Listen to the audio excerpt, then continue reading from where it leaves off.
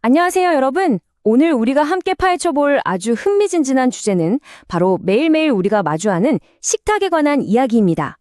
생각해보면 음식은 우리 몸을 움직이게 하는 스마트폰 배터리 같은 거잖아요. 에너지를 100%로 빵빵하게 채워주니까요. 그런데 잠깐, 만약 이 배터리를 충전하는 방식이 지금 우리가 살고 있는 지구라는 거대한 기기에 아주 치명적인 시스템 오류를 일으키고 있다면 어떨까요? 자, 그럼 대체 무슨 일이 일어나고 있는지 함께 알아보시죠. 일단 이 숫자부터 한번 볼까요? 100억. 와, 진짜 어마어마한 숫자죠. 이게 바로 2050년 전 세계에 살게 될 사람들의 예상 인구수입니다. 당연히 사람이 이렇게 훅 늘어나면 그만큼 먹을 것도 훨씬 더 많이 필요해지겠죠? 전문가들 말로는 지금보다 무려 56%나 더 많은 식량이 필요해질 거라고 해요. 여기서 아주 심각한 문제가 하나 터집니다. 지구에서 우리가 농사를 지을 수 있는 땅을 아주 커다란 피자 한 판이라고 상상해 볼게요. 먹을 사람은 계속해서 우르르 몰려오는데 피자 크기는 마법처럼 커지지 않거든요. 게다가 우리가 지금 좋아하는 고기 듬뿍 식단을 그대로 유지한다면 이 피자는 순식간에 동이 날 거고 미래의 우리 후배들이나 여러분이 어른이 되었을 때 먹을 조각은 턱없이 부족해질 게 뻔합니다. 자, 그럼 첫 번째 이야기. 위기에 처한 우리의 식탁입니다. 본격적으로 깊이 들어가 볼까요? 여러분, 우리가 고기나 채소를 공장처럼 대량으로 기르고 그걸 멀리 트럭이나 배로 실어 나르고 냉장고에 꽁꽁 얼려 보관해서 식탁에 딱 올리기까지의 그 엄청나게 길고 복잡한 과정을 산업화된 식품 시스템이라고 부릅니다. 그런데 놀라지 마세요. 전 세계를 뜨겁게 만드는 온실가스 배출량의 무려 3분의 1 이상이 바로 이 시스템에서 뿜어져 나옵니다. 네, 맞아요. 지구를 찜질방으로 만드는 가스가 다른 곳도 아닌 우리의 평범한 밥상에서 시작된다는 뜻이에요. 수고기 다들 좋아하시죠? 저도 정말 좋아하는데요. 안타깝게도 동물성 식품은 지구에 상상 이상의 엄청난 부담을 주고 있습니다. 소 한 마리를 키워서 고기를 얻기 위해 푸른 숲을 싹 밀어버리고 진짜 어마어마한 양의 깨끗한 물을 들이붓고 땅까지 망가뜨리고 있거든요. 결국 이건 외계인의 침공 때문이 아니라 우리 스스로가 만들어낸 함정에 우리가 꽉 갇혀버린 셈이에요. 여기서 꼭 알고 넘어가야 할 아주 중요한 개념이 하나 있습니다. 바로 탄소 발자국이에요. 진흙탕 위를 걸어갈 때 발자국이 푹푹 남는 것처럼 우리가 뭔가를 만들고 먹고 생활하면서 지구에 남기는 온난화가스의 무거운 흔적을 말합니다. 이 발자국을 줄이기 위해 우리는 환경을 덜 망가뜨리면서도 맛있는 밥상을 유지할 수 있는 획기적인 대안을 지금 당장 찾아내야만 합니다. 그래서 대안이 뭐냐고요? 두 번째 파트, 실험실 고기와 곤충 식사로 미래 여행을 떠나봅시다. 첫 번째 타자는 배양육입니다. 만들어지는 과정이 정말 SF 영화 같아요. 살아있는 동물을 죽이는 대신 아주 좁쌀만한 동물의 세포를 살짝 채취합니다. 그리고 그 세포들을 실험실에서 영양분을 주며 정성껏 키우는 거예요. 그러면 짜잔! 식감도 냄새도 완벽하게 똑같은 진짜 고기가 완성됩니다. 콩으로 만든 가짜 고기가 아니란 말씀. 태양광 같은 친환경 에너지를 써서 만들면 기존 고기보다 탄소 발자국을 진짜 확 줄일 수 있는 그야말로 마법 같은 기술이죠. 자, 다음 질문. 오늘 저녁 메뉴로 귀뚜라미 튀김이나 밀웜 파스타는 어떠신가요? 다들 속으로 흐악 진짜 싫어 너무 징그러워 하셨죠? 하하, 정상입니다. 처음엔 누구라도 거부감이 팍 드는 게 당연해요. 하지만 이 곤충에 숨겨진 깜짝 놀랄 만한 사실들을 알고 나면 아마 고개를 끄덕이게 되실걸요? 사실 곤충을 먹는다는 건 전혀 새로운 일이 아닙니다. 이미 전 세계 130개가 넘는 나라에서 오랫동안 사람들의 식탁에 올랐거든요. 소나 돼지를 키울 때랑 비교하면 물이나 땅이 정말 쥐꼬리만큼밖에 안 필요해요.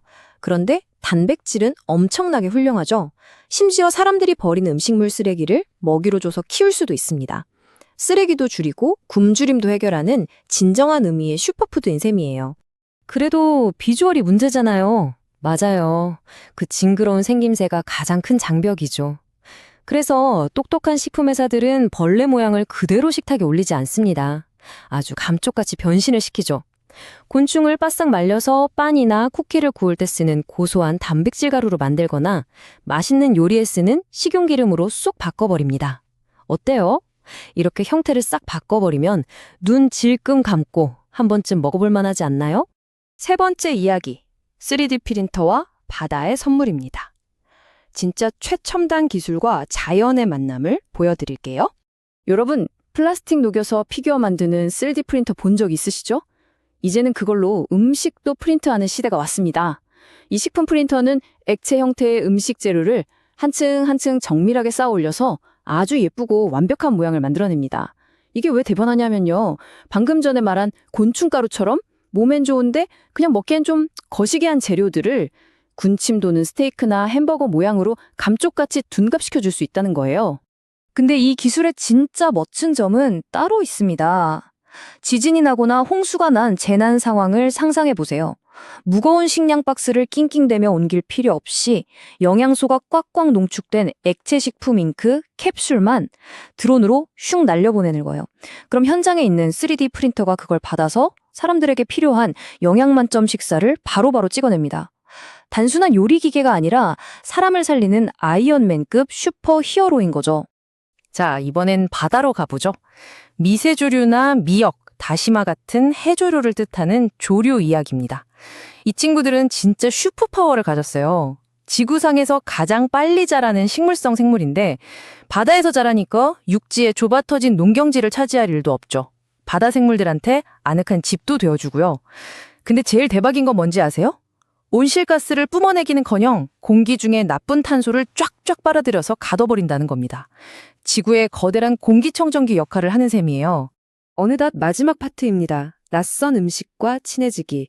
솔직히 말해서 아무리 환경에 좋다고 해도 당장 내일부터 여러분이 즐겨 먹던 치킨이나 떡볶이를 끊고 곤충 쿠키만 먹어야 한다면 화가 나겠죠.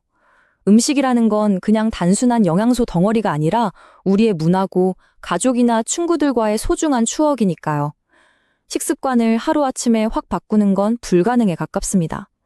하지만 폭발적으로 늘어나는 인구와 펄펄 끓고 있는 지구를 생각하면 이제는 우리가 이런 새로운 대안들을 조금씩 마음을 열고 진지하게 고민을 시작해야 할 타이밍이 온 겁니다. 낯선 것에 조금 더 익숙해질 때가 되었다. 이 말이 정말 정답인 것 같아요.